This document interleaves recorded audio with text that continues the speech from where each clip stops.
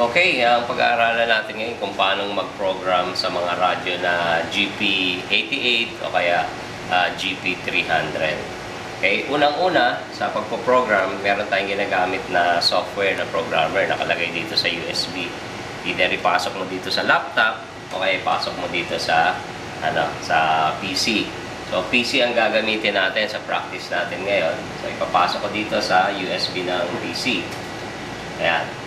Pinasok natin sa USB ng PC yan, siguruhin natin na yung ating yung cable ay naka-ready. So ilalagay natin to sa input.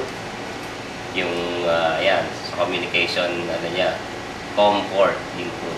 Lagay mo diyan. Ayan, i-on natin.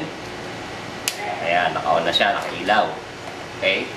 Pagkatapos para gumana yung yung program, kailangan kasi yan DOS. So ibig sabihin para mag-DOS, i-off mo yung Windows. So turn off computer.